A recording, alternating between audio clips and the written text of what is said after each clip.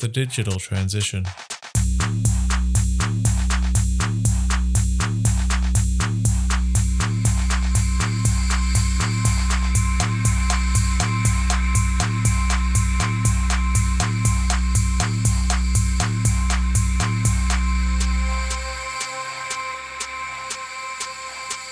The Digital Transition, a podcast series created to assist those tasked with implementing digital strategies, where we will share our knowledge and experiences to support you in your transition. So welcome to The Digital Transition, podcast number 11. I'm your host, Nathan Hildebrandt, and today I'm actually really excited. I'm here chatting to Chris Linning. So Chris is a recently retired member from the facility management team of the Sydney Opera House. And, this is probably one of Australia's most iconic buildings. And I'm very grateful to have him here today. So thanks very much for taking the time to talk to us today, Chris. That's no problem, Nathan. So for the listeners that don't know who you are, can you share with us a little bit about yourself? Yeah, I have been fortunate enough to have been exposed to a multitude of engineering disciplines in my 48 years of working.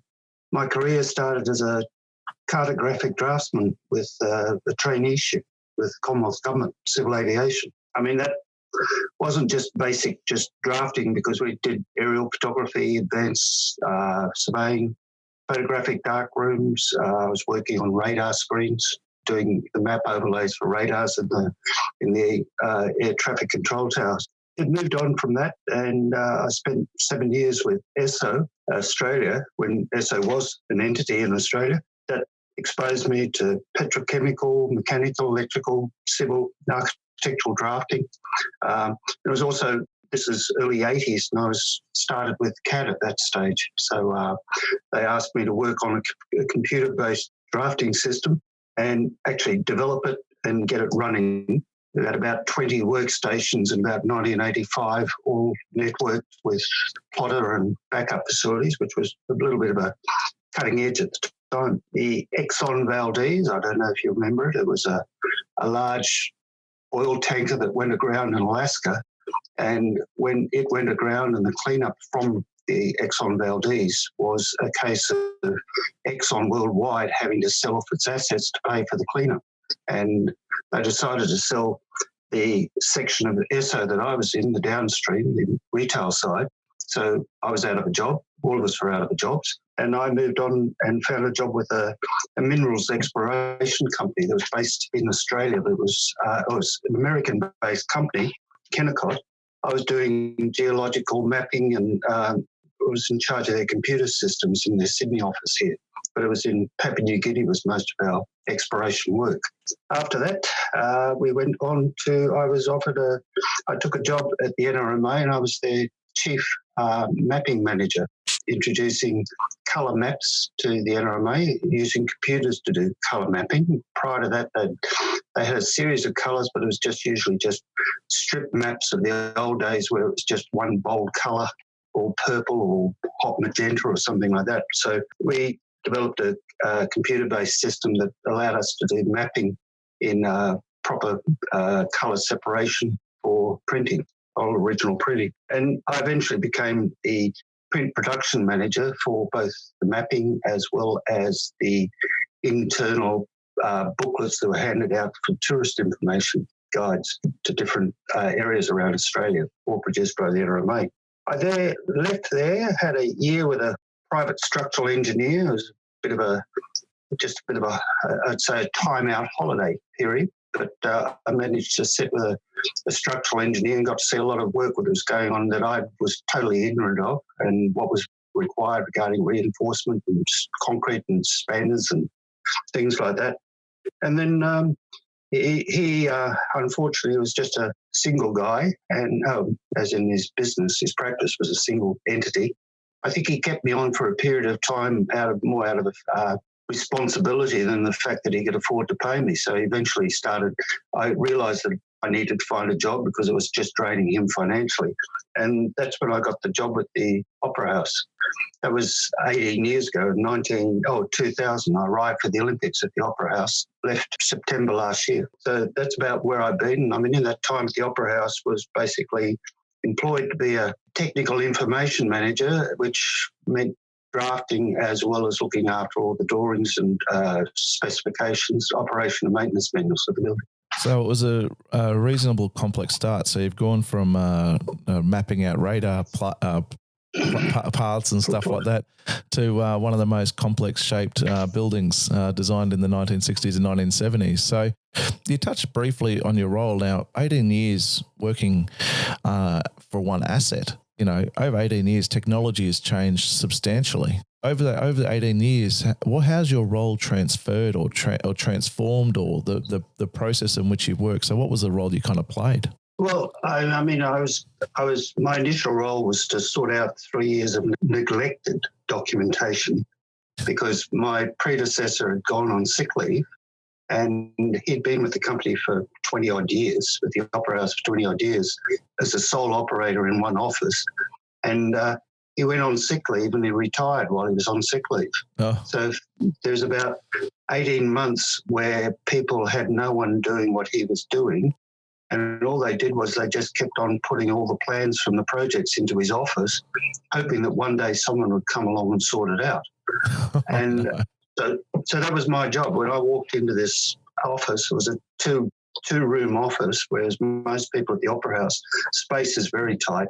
I mean, you get a room which would be, say, a 3 metre by 3 metre room space or something like that would probably have about 6 people working in it at the Opera House just because of physical restraints on space in the building. I had 2 large storerooms as my office, and they were just chock-a-block with microfilms, paper prints, old computer-based computer systems, and there was absolutely no one there to tell me how they worked and what it was doing. So I spent 3 years literally just sorting out this work, this documentation, but at the same time, the Olympics had started. As I mentioned, I started with the Olympics, and the site was being used for some of the events for the Olympics, as well as all of the hosting of formal meetings and lunches and things. And the events management team had limited capacity to actually draft up facilities and lay out systems on the forecourt or within the theatre spaces. So I just put my hand up and said, look, that's easy. I can just do that for you. That's just a bit of drafting. And they just jumped on the opportunity, and all of a sudden I became sort of like working with a fairly busy team of event managers building event overlays on 6 of the venues around the site at the Opera House. That kept me very busy, but at the same time, I was getting, there was a lot of major capital works starting within the building, because it's, after a period of from the history of the Opera House was when it opened in 72, 73, it cost the government so much money that for the next 25 years, they basically said, look, we've spent a fortune on this building, we'll just do minimal maintenance on it. Then all of a sudden, the building, after 25 years of lack of significant maintenance, they realised that they had to put some money into it to keep it running. So they started some major capital works programs, which were really maintenance, but as well as changing the shape of the building, internally revising the theatre spaces. I worked with the team inside the Opera House, and one of the things, because I was the receiver of most of the project deliverables at the end, I could see inconsistencies in the drawings and the operation and maintenance manuals. So I actually made a suggestion that, let's start standardising this and getting some standards or guidelines that were Opera House guidelines, Opera House standards, that people would start to deliver their drawings to a set format, and deliver operation and maintenance manuals, which were usually the first point of call when something went wrong. People would come to me and say, can you tell me where the stop valve is for hydraulic system such and such? And it'd be my job to find this. And I thought, well, make my life easier. It'd be better if I knew exactly where it was in the O&M. And so the O&Ms we've got a step format for O&Ms, which follow a very set procedure, and that's what I sort of implemented. So my life at the Opera House was basically, getting everything in the right place at the right time, and getting it so that I could find the information quickly to answer people's queries, which were usually 9 times out of 10 an emergency. The show's opening in 10 minutes. We need this, and that's really what I was there. But the trouble is, as much as a show might open in 10 minutes, the building works 24/7. So the show would be opening in the evening when I'd gone home. They needed to have that information also available to them when I'd left the building. That was one of the reasons I thought, well, maybe a computer system that could gather all this information, hold it, and allow them to find it would be the solution. But I didn't know where that was at that stage. So really, Chris, in many ways, I could almost end the conversation here because for most clients, that one piece of insight, which is one thing that I think is the most important thing, even if you forget about, or if you take away the whole concept of BIM in itself and just actually, taking a step back from this whole model world and going, you know what, all I want is to actually specify the way my information requirements are delivered for actually maintaining this asset, which is really, I guess, the most important part as a starting block. So it is. I mean, if you are the person that people come to for this information, you can't find it quickly. You just they'll go somewhere else. And the issue that was happening at the Opera House, everybody had their own silo of information in a drawer. Yep. And everyone was responsible for their own permission, and information was gold. If they held it, they were in charge and they knew they had a job for life. I mean, this was the problem. And a lot of the guys were actually getting to the point of retirement who'd been with the building. Yeah. And when they started to leave, I said, look, whatever you do, just dump the information in my office. Whatever you don't want, give it to me and I'll be responsible. I'll make a library of this information. So basically I became the librarian of all this engineering documentation. And as a librarian, you've got to make it available and find it quickly. So it was sort of like a major exercise in indexing and filing this information away. I guess we'll take a step, to the BIM side of it. And I was fortunate enough to meet you a couple of years ago, be introduced to you a couple of years ago. I can't remember whether we met it up at RTC or whether it was actually when you came and first presented for us up here for Brisbane. But over the last couple of years, you've done a number of presentations of the journey that the whole facilities management team has been on at the Sydney Opera House. So we've just touched on lightly, I guess, the idea of just getting the operation and maintenance manuals right. Can you touch on the efforts and the work that the Sydney Opera House Trust has gone through with regards to implementing BIM across the site? And then I guess it's about what's it meant for them as the asset owner, and then what has it meant for you as someone that's actually had to manage that information. And then I guess this is very long-winded pronged question, but we've talked about just the maintenance manuals, but why on earth would the Sydney Opera House Trust look to begin a digital journey?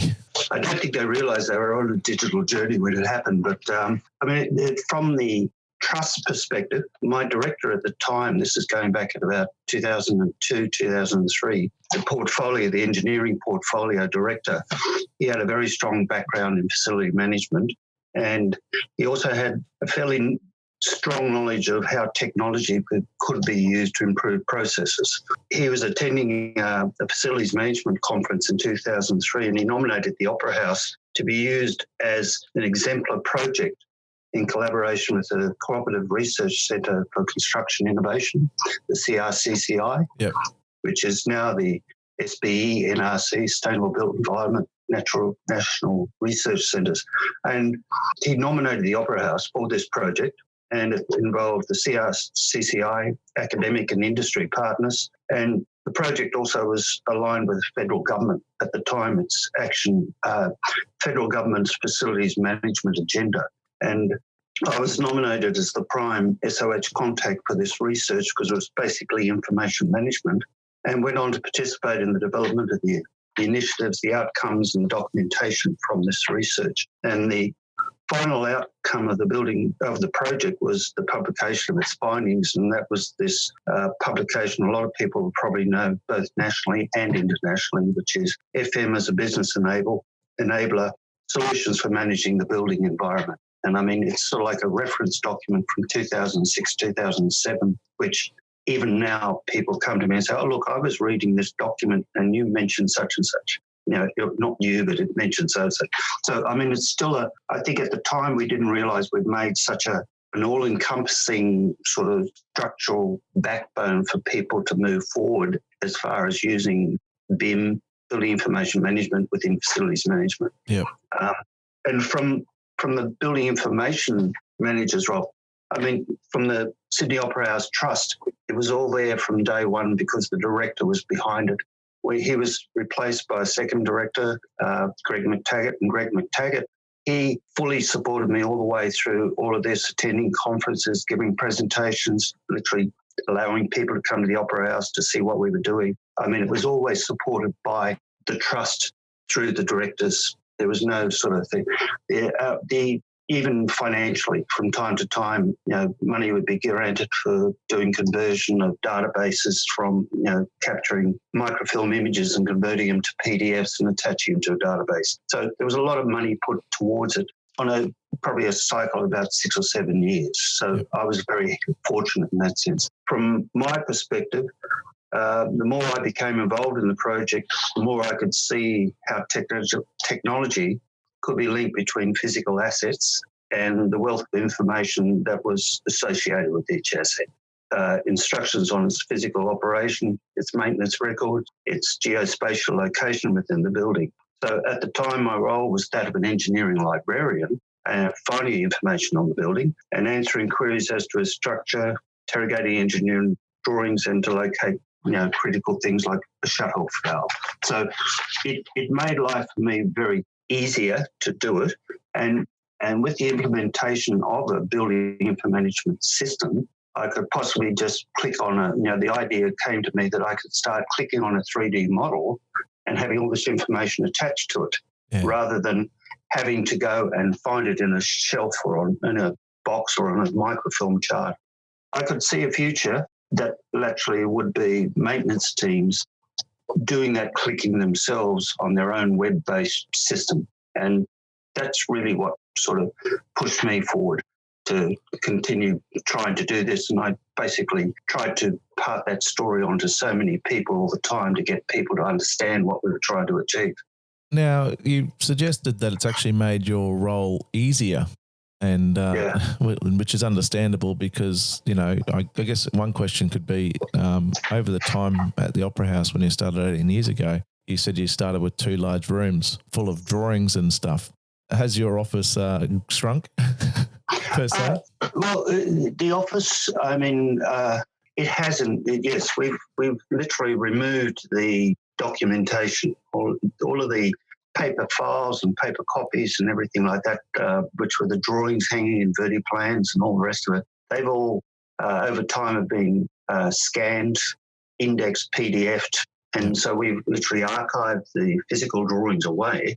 The O&Ms, I still am a believer of like a library as a collection of books. Yes. And I went to the State Library of Victoria last week and walked in. I think I saw about one person sitting in the main reading room with a book in front of them. Everybody else is there with their laptop. And I was sort of thinking, why do you bother to come here? You could be at home. So for me, a librarian's role is looking after books. So I insist that one physical copy of the O&M is kept on a shelf in a compactus. So we have this one room now, which is just full of the O&Ms, all indexed and put up on a compactus. The office has shrunk to the point that we now just sit at individual desks, but my job has gone from being one person by myself in this large double office space to now being 8 people sharing common desks with a storeroom next door holding the O&M. So in a way, the physical storage is gone, but it's all been replaced by people because now there is literally 8 people, in a way, required to maintain this system, which is something a lot of people don't sort of think about, the staffing levels to actually maintain a system like this. It requires skilled people to do it.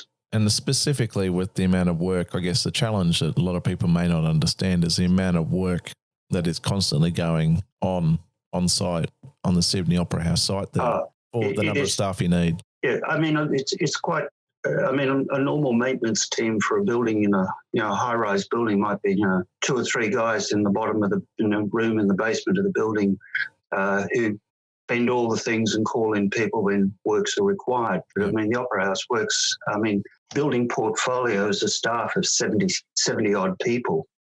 And that 70 odd people is a whole team of project managers who manage external consultants in the design, the development, the delivery of a project.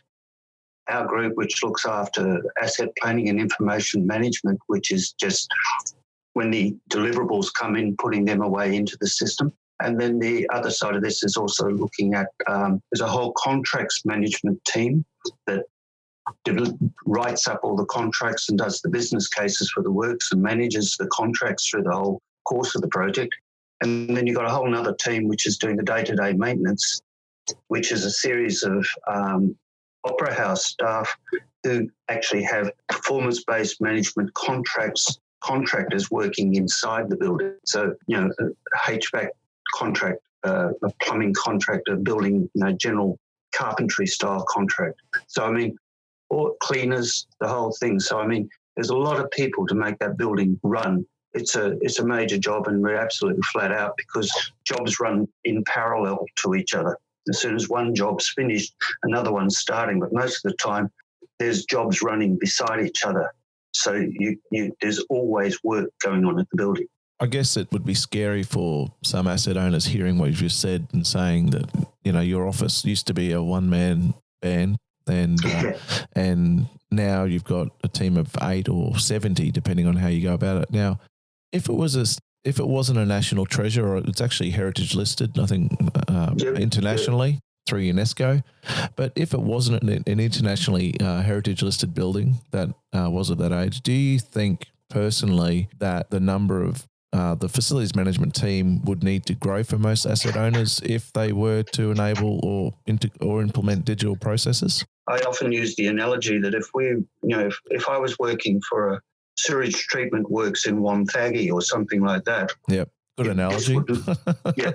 Completely different. Completely different. So if I was the FM manager or in the FM team for something like that, a sewage treatment works, I'm quite certain that this would never have happened. And it's just the iconic nature of the building, the emphasis that people both nationally and internationally place upon the building as the icon of Australia is literally the reason why I've been fortunate enough to get to the point where I am with this at the moment. It requires a lot of understanding from your managers to allow you to actually embark on a very cutting-edge, non-traditional approach to information management. For me, that was that's where I was lucky to actually be allowed to do that. And I mean, the enthusiasm by my management to allow me to attend conferences to talk about it. I mean, if anything, it was sort of like it was inspirational for those who heard what was going on at the Opera House. But I suppose in a way it actually made the Opera House more sort of like a topic of people talking about it. For me, travelling, the instances of being invited to talk about the building and what we're doing internationally, you'd walk into Helsinki or you walk into something like this, and as soon as you mentioned you were from the Opera House, it was like, you'd said the magic word and the carpets were laid down and the doors were open and you could walk in. And I mean, many a time I sat at very interesting dinner tables thinking, why am I here? I'm just the information manager, and you're sitting with captains of industry and leading professors on subject matter.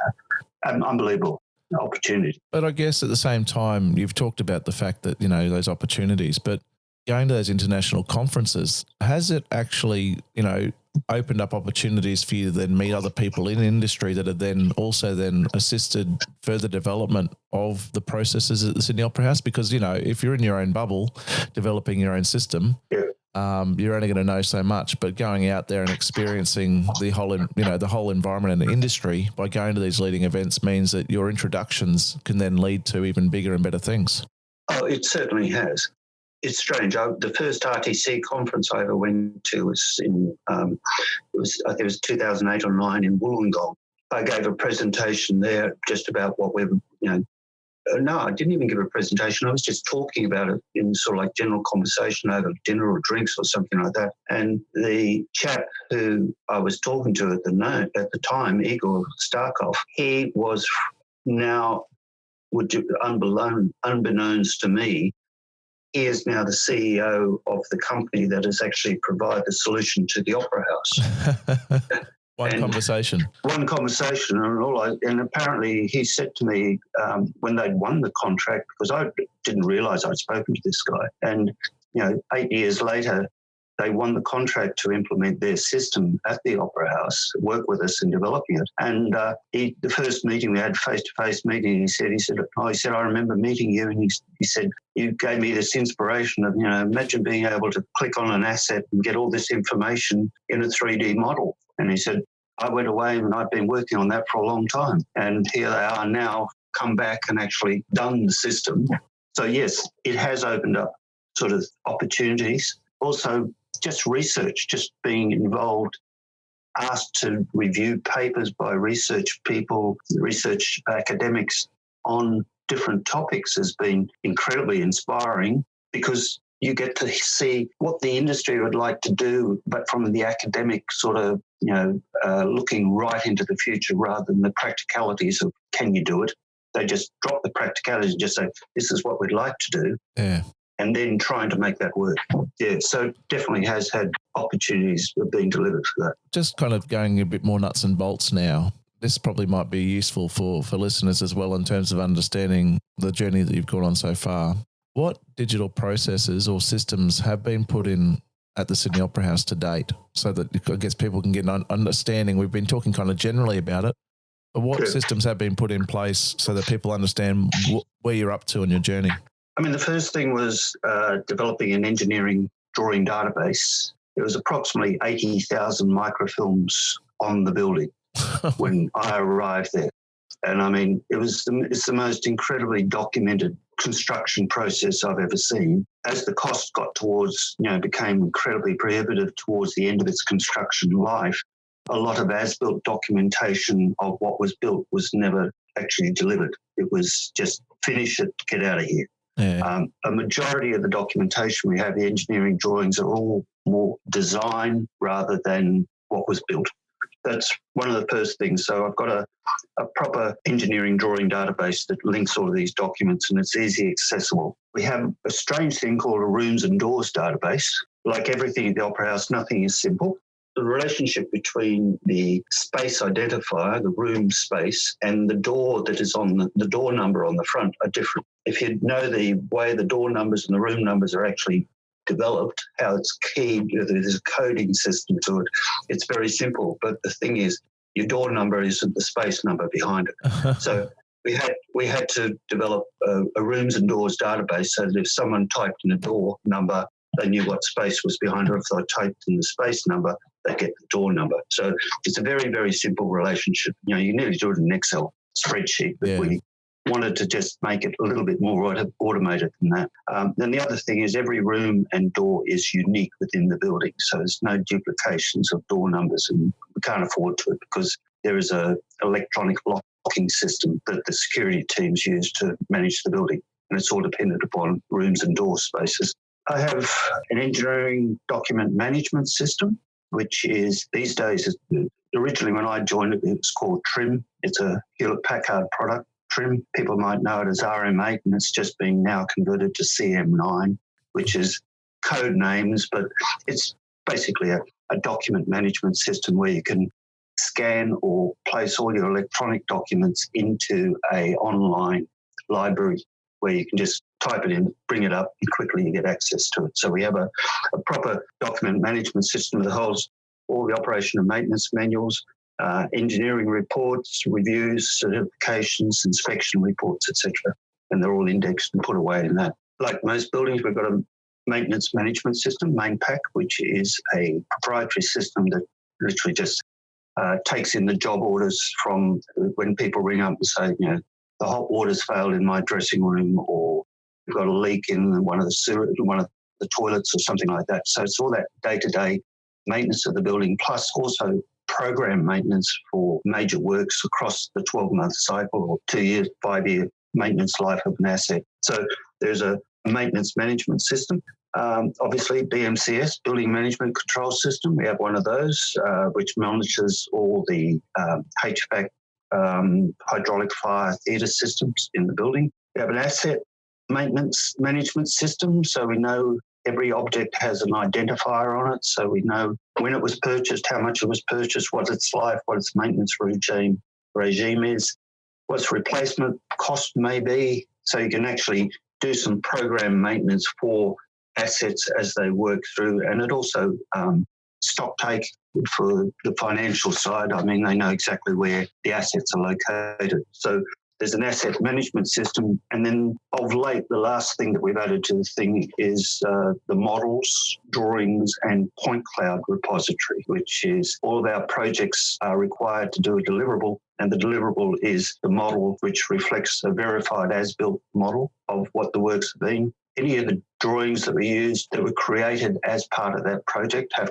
to be delivered as separate PDF files. And then we request that they do a point cloud of the as-built work coordinated to our survey grid system, and literally it drapes over the model so that you actually see the relationship between the design and the as-built. That record of all those spatial records of the building and associated works is the last thing we've got. So we've got literally about 7 major systems, which are engineering drawing database, a rooms and doors database, engineering document management system for the O&Ms, maintenance management system, BMCS for the building control, asset management, and the model management. So just a few systems. Just a few systems, yeah. And do they communicate, where reasonable, do they communicate to one another? Well, that's the solution that I saw as, I was working from about 2006 on, was always having everything related to a 3D model. And in the 3D model was the asset. Yeah. And you click on the asset, depending upon what your query was. You want to see the O&M, or do you want to see the asset, its financial status, or do you want to see drawings about it? Do you want to go and do some maintenance on it? All of that was the whole idea. So the solution that we have tried to build, and it works, is the fact that you click on an asset and then all the information about it gets queried from the different databases that are holding that information. Yeah. And I think one of the things that we adopted from the very start was the fact that we had all of these databases, systems that were working quite comfortably, and we didn't want to break them just to go ahead and get a solution for us. So what we requested was all these other databases would remain running, and we would just do program queries into the database. So we do a query and say, give me this information, and it'll be fed back. So stage 1 of this whole project is just getting information from the databases.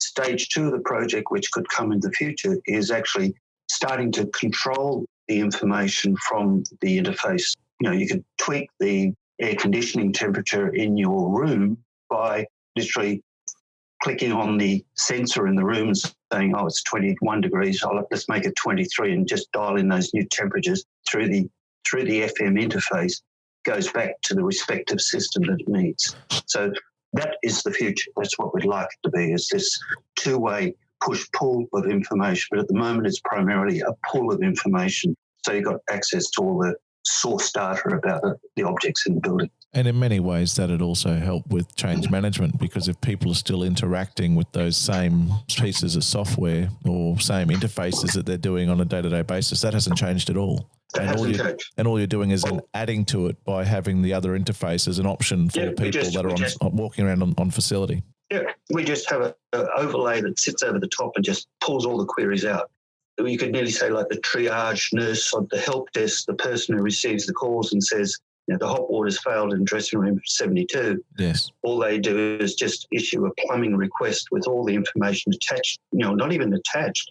They just issue that request to the maintenance team, and the maintenance team gets directions how to get to the dressing room through just logic of the system itself, because it's got a 3D model. So you can say you've got to go down this hallway, down this staircase, etc., whatever. And then once they get there, they just click on it and say, give me the O&M, or give me the last maintenance program, or what was done to this asset. So that's the idea. That's the big rosy picture. it's got a lot of tweaks to get things working. And I mean, unfortunately, every time you adjust, do an upgrade in a system, you've got to do a little bit of a relink to get it all to work again. So it's not all roses. There's quite a few thistles in the project. Oh, there's always those. Now, as we've kind of touched on already, you've been responsible for developing information requirements in terms of OH&M manuals and document systems in terms of naming standards and stuff. One of the things that's really important, I think, to discuss, or was one of our final kind of discussion points, is in regards to some of the comments you've had in the past regarding Kobe and the decision of the Sydney Opera House Trust essentially to use Kobe as the basis for your information requirements. A lot of people get confused by Kobe and they get concerned by it. And one of my favorite kind of terms that I remember you talking about is your terms of Kobe Light.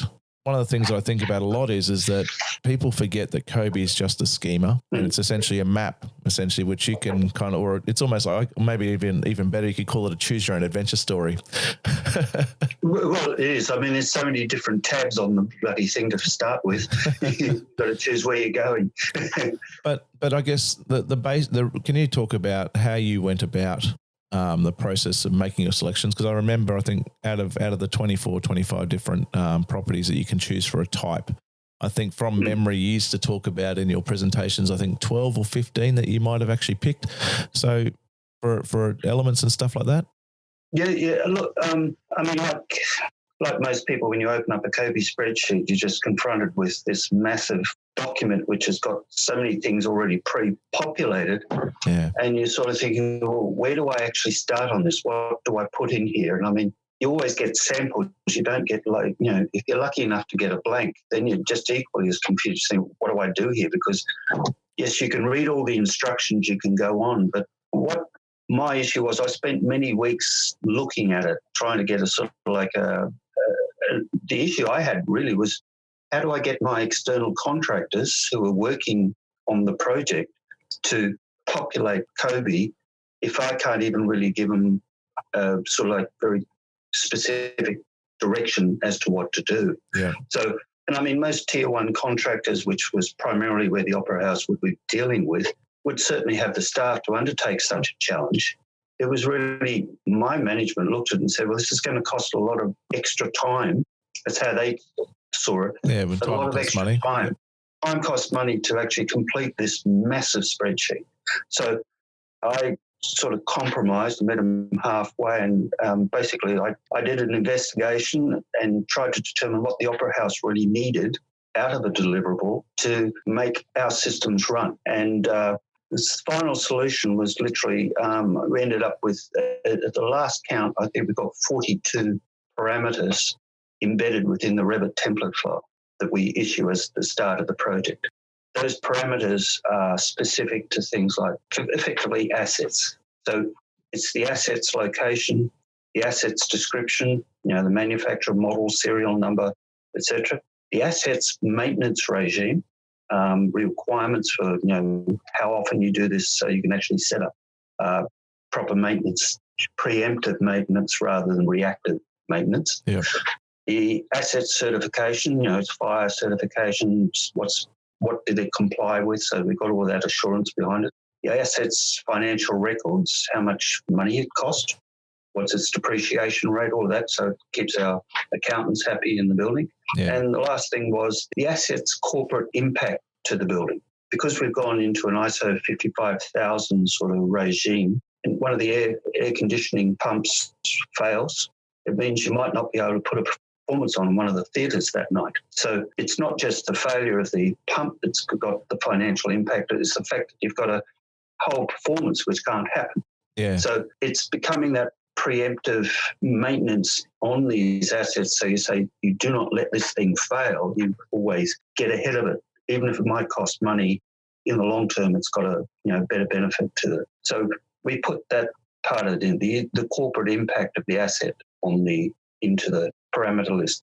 And the reason, and the way that we did it was, we sort of suggested that the workflow of completing these parameters is based upon literally a cascading responsibility for each team as the project progresses, from concept to the design to the tender to construction to handover. we implemented a concept of generic library objects that go out with the Revit template. They just have specifications about the parameters of what that asset has to do.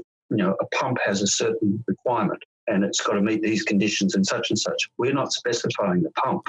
It's up to the contractor who wins the tender to specify the pump, choose the pump, and actually update the parameter with the model and the serial and the purchase date and everything else. That's part of the deliverable at the end. At the end, in theory, the deliverable, all the parameters are actually filled out on every asset as part of its journey through the progress. Yeah. And designed through to handover and commissioning. So that's how we approached Kobe Light. So we ended up with 42 parameters rather than 27 pages in a spreadsheet. Yeah. And to date, that information can get easily extracted and just populate our various systems that we need it to be. Yeah, that's how we got around it. So, but that's not getting around it at all. It's basically being an informed client, and for clients to actually understand that Kobe is just a schema, and it's not the only way you can go about things. You don't need all of it, and you've clearly demonstrated that even for a major asset like the Sydney Opera House, you were able to adjust the properties that you needed or information that you needed. Yeah. And then at the same time, you've talked about the methodology in which it's delivered. So information's progressively provided by the different delivery teams of the project through design and construction based upon the information that you need at the different times to make your decisions. So it's a perfect example of why or how it should work. Yeah. Now, throughout our chat, we've talked about some of the kind of challenges that you faced, but I guess, in terms of kind of coming close to a close to our discussion today, for those that are kind of thinking about it, what's kind of the major challenges that you faced along this journey? And I guess bearing in mind that you guys in your role have dealt with an existing asset compared to a brand new asset, and an asset that's been built, finished and opened in 1972. But at the same time, a lot of the stuff you've been doing has been pioneering. In my presentations, I usually came up with sort of like issues, the challenges that we've had across the thing. And I mean, there's two things that really stick out in my mind, which are nothing to do with actually doing the work in a authoring software or anything like that. It's literally education, training people and disruptive change, in the sense that you've got a lot of people who are just not prepared to move on. In a truly effective and internationally recognised system of education and accreditation that you can rely upon, so that when you employ a staff member, you know exactly they've got the skills that you need. Because our experience has been, you interview people, you bring them on board, and once they sit down and start work, all of a sudden you realise they don't know much. And it'd be nice to think that you could actually get accreditation in the education of BIM skilled people, such that you knew that you were going to get your value for money, rather than having to hold hands and take them on a learning journey for the first 6 weeks of their employment with you. As far as the disruptive change, I put it down as the passive resistance by the older management teams to change the way that they do their work. They've done it this way for the last 30 years. Why change now? They're ready to move on. I've done it this way all my life. Bugger these young ideas. I think it's going to be left up to the next generation, the kids that are literally in universities at the moment studying. 5-year-old these days knows how to spin a Minecraft block on an iPad. So, I mean, a 3D block on an iPad can be a challenge for a 45-year-old, but a 5-year-old in Minecraft can do it and move it around. So, I mean, these kids who are growing up, who are educated with technology, who are not scared of technology, who are graduating and now becoming the young practitioners of the work, when they get to the management level, which is like the mid to late 30s, hopefully, they will expect this to be the norm. They will expect people to be working with 3D and, why aren't you on board? It's the virtual and the real both coming together in a true working environment. So, I mean, for me, it's the paradigm shift from working independently in a silo, like guys, managers today who are not tech savvy, to working collaboratively in a team with a group of people who always support each other. Someone's got spectacular skills in one sort of particular area which supports the people who haven't got it. So, I mean, as a team, I've always been for me, I'd rather have a team of people who are all, using Paul Keating's sayings, the tall poppies, because each one of them is bringing along spectacular skills in a very narrow field, but as a team, it makes the whole team excellent. Yeah. That much better. So, I mean, that's how I sort of feel about the challenges of, the question of, what has been the biggest challenges? It's been the education to make certain people have got recognised skills and are capable of doing the work, and getting over this concept of disruptive change of a generation later, we will have the people in place who can do the work without any issues. Without question. But Chris, you and your role now as someone that's recently retired demonstrates it clearly that people of any age has the capacity to actually undertake this journey and lead it. But at the same time, it's just a matter of will and want. Well, I think so. Yeah. I mean, just watching TV at night, it's usually 4 remote controls beside you these days.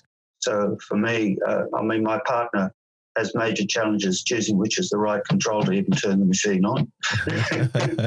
So, yeah. Maybe I've always been with technology and it doesn't worry me.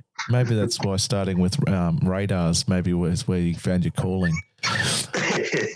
I guess as a final key question to close this out, and I think this is really important because this is where I think right now is the biggest struggle for facility managers that I talk to, asset managers that I talk to. For the listeners that are out there that are currently on the client side of things and thinking about their beginning their digital transition, what size projects or asset portfolios do you think is the smallest you could be before the client should start beginning to think about specific documented information requirements? Where would it become feasible? Okay. That's a tough question, sorry. It is a tough question. I mean, one of the, I've been working on developing a series of digital engineering standards for the Opera House, which is basically trying to put all of this new technology into a series of standards that allows a project to go ahead. And one of the things we went through was for a project manager who's sitting there looking at project work coming up. What are their requirements? What would we from the asset planning and information management team want from the deliverable of each of the projects? And we started off, we worked it out that we did some dollar figures, and roughly between $30,000 and $250,000, they'd have some basic requirements for a digital delivery. And I mean sort of as-built drawings, a structured digital O&M, and some necessary reports like hazard materials and as well as certifications. So, I mean, there's a sort of very basic sort of set of expectations from a under $250,000 project. Between $250,000 and $1 million, $250,000 to $1 million, it starts to tick most of the box for digital delivery. That would be as-built models, drawings, surveys, point clouds, a comprehensive O&M documentation, including investigative reports and certification and photographic records of the project. If a project was in excess of $1 million, we would require a fully contracted, embedded, signed BIM execution plan.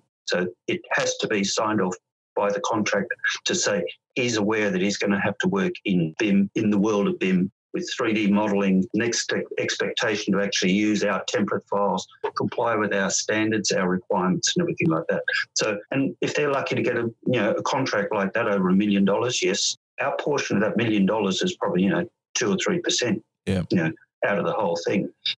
So it's not a lot. It's not a lot of money, but the thing is, it does provide a lot of challenge, and that would get verified as built drawings, models, and point clouds. A full digital O&M, comprehensive O&M, delivered as an indexed PDF, able to be separated within a document management system, so you can just pull up the drawings or the emergency contact person or something like that very quickly. All the reports that are generated through the project from heritage, archaeological, whatever, right through to the fire reports, fire assessments, security overlays or something like that. All of that would be delivered as an indexed PDF document set, and all the certifications for compliance and a fully indexed photographic record of the project from commencement to handover. So it's a fairly long list by the time you get over $1 million. But the thing is, I think over $1 million, if you're prepared to make an investment of in excess of $1 million, the information about that investment being delivered back to the owner of the asset would be an absolute, it's what they need. Otherwise, it's just like you may as well, not even bother for an as-built drawing of your building at in excess of $1 million. I mean, what happens the first time the council comes along and says, "Oh, look, we want to check your clearances or where you've got a drainage problem or something." So that's to me. So it's like there's up to 250,000 basic information. Yep. 250 to $1 million, you get an improved lot of information. You start to get some 3D modelling, but over $1 million, you should be expecting to get potentially all the documentation delivered as the deliverable from your project. Well, that's a very interesting position to take, because there's a lot of projects around this country that are delivered just over that $1 million mark for major, in terms of, major asset holders. And if you think that that threshold's actually a really good point to, be feasible to enable you in your role that you've had as a facilities manager to perform your role more efficiently and more effectively, then that should be the benchmark that people could start to begin their journey. I mean, the $1 million in the scheme of things these days is a very small figure as far as, capital maintenance works. It might be a $50 million project to do, replace your heat generation set or something in a plant room. Yep. But $1 million, I believe, is sort of like, a good point to say. I mean, if you set it at $50 million, you're going to get nothing underneath it. Yeah. So you may as well say, look, guys, get used to this. We're moving into a new age here, and you've done a virtual design of the building. You've done all your testing in your virtual design. Why on earth not give the virtual design as well as the physical structure or project as the deliverable at the end? No, that's an important point. But Chris, thanks very much for taking the time to talk to us today to discuss the reasons why and why there are benefits as a facilities manager and embracing digital processes. So I have one final question, and it's one that I've been asking all of my guests. What does BIM mean to you? I look at the industry at the moment, and its focus is primarily on design construct side of BIM. And I shake my head as to the potential of what the new field of digital engineering could provide for not only facilities managers, but for the future for architects, engineers, designers, construction contractors. Yeah. A facilities management team which had access to both the physical and the virtual replica of their facility, all the information and answers they need, just a mouse click or a finger touch away, is not that far away. And as I said before, maybe it's just a generation away. So for me, BIM, also known as building information management, not modelling, would truly have come of age if you could get to that point where you could just touch on the object in the model and get all the information about it. And that to me would be the new age of digital engineering and what digital engineers could be for the future. So for me, BIM is the transition to this new world of digital engineering where information is available at the touch of a finger, and it's all the information about the asset that you've designed, built, and now operate. Nice response from a person that receives normally, or you've received good information because you specify it properly now, but I can imagine other people in your role right now kind of going, they envy your position where you're actually getting what you're after. Chris, thanks once again for your time. For more information on Chris Linning and the Sydney Opera House, please head to our website and find links for further reading. I look forward to sharing our next podcast in a fortnight's time. Until then, good luck with the digital transition. For more information, or if you'd like to continue the discussion in the comments section, head over to our website, thedigitaltransition.com. Remember to subscribe so you don't miss out on our future podcasts.